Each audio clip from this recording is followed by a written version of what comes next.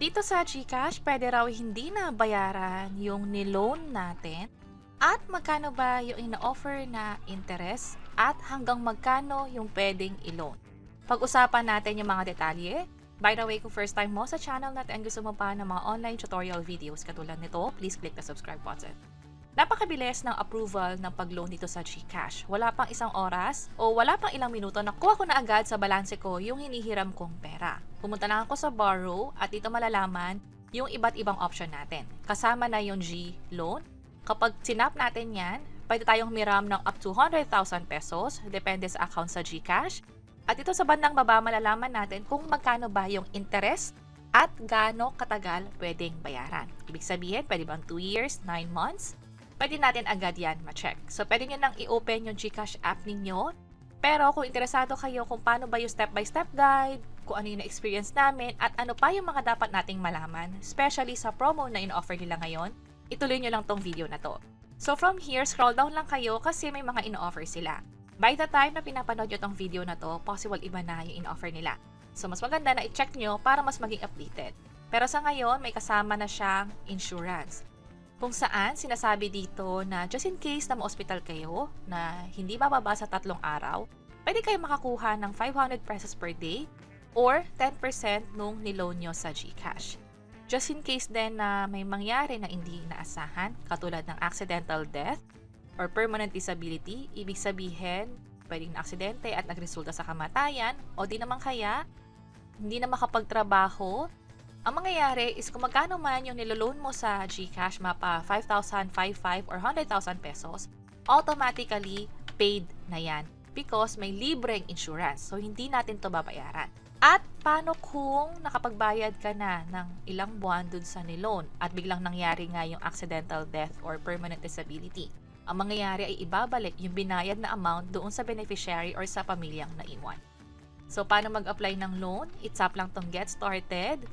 And then, enter loan amount. Ilagay dito yung kailangan yung pera. Ang minimum na pwedeng i-loan ay 5,000 pesos at ang maximum naman ay 100,000 pesos. Again, depende ito sa account ninyo. Halimbawa, 5,000, automatically yung installment plan ay may 9 months at andito yung interest. That's why, pag may nakita kayong interest dito, magbabago pa ito depende sa amount at yung terms din o gaano katagal babayaran, magbabago din depende sa amount. So, katulad nito, pakita ko, nasa 5,000 pesos. Pero nung binago ko siya, like 100,000 pesos, naging 24 months or 2 years, ang interest naman ay nasa 1.99%. Pero kapag ginawa nating 50,000 pesos, 12 months siya babayaran, at mas mababa yung interest dito, nasa 1.59%. Dito sa bandang gilid, makikita kung magkano yung dapat na ihulog kada buwan. So, sa app ninyo mismo at sa account ninyo, habang nag-a-apply, makita nyo na yung terms at yung interest na din.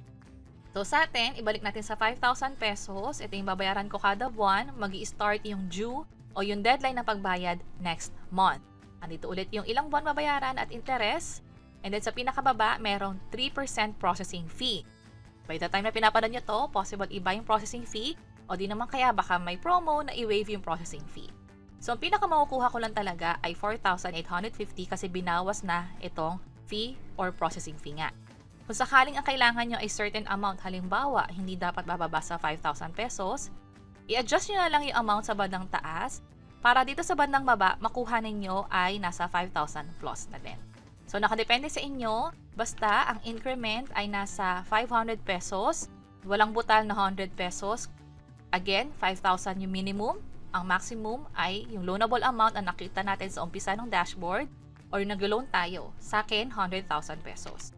So, na-enter ko na yung 5,000 pesos. Sa step 2, wala nang gagawin kasi automatically GCash na yung magkasabi kung ilang months babayaran, magkano, at ano yung interest.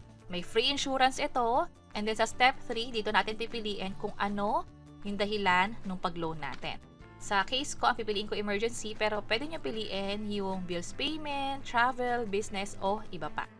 Andito yung pagpipilian. Referral code. Kung meron kayong referral code dito sa G-Loan, pwede nyo ilagay dito. And then, eto na. Okay na ako. Tap natin yung get this loan. Sa part na to, wala nang kailangan i-update na info. Ito rin kasi yung naka-record na information natin sa GCash account natin nung nagpa-verify tayo. So sa bandang baba, i-tap lang tong next. Ito yung part na kailangan natin mag-provide ng information tungkol sa atin. Nickname, gender, civil status. Optional lang yung ibang cellphone number. And then sa bandang baba, yung emergency contact. Pwedeng family member katulad ng parents, or kapatid, pinsan, tito, tita, lolo, lola. Pwedeng ilagay yan dito. Tap yung next. Lastly, ito yung part kung saan i-review yung mga information na pin-provide ninyo. Yung general info, yung emergency contact. Kung wala namang kailangan i-edit, i-check na lang tong I agree. I-tap itong submit. Ito yung summary nung niloloan natin. Processing fee, 150 pesos. Ito yung interest. Ang makukuha nating pera ay ito na lang. Kasi nga nabawas na itong processing fee. Ang pinakamahalaga dito is kung kailan ba yung due date, which is next month, 30 days after nung nag-loan tayo. For this loan, libre yung insurance. Sa bandang baba, i-check lang tong I agree. I-tap ang continue. Tap confirm. And then hintayin na lang ang code na ipapadala sa phone ninyo. Ito yung na-receive kong code. I-enter lang dito. Tap submit. And ito na. GE loan is on the way. Maghintay daw na ma-credit o madagdag siya sa GCash wallet natin.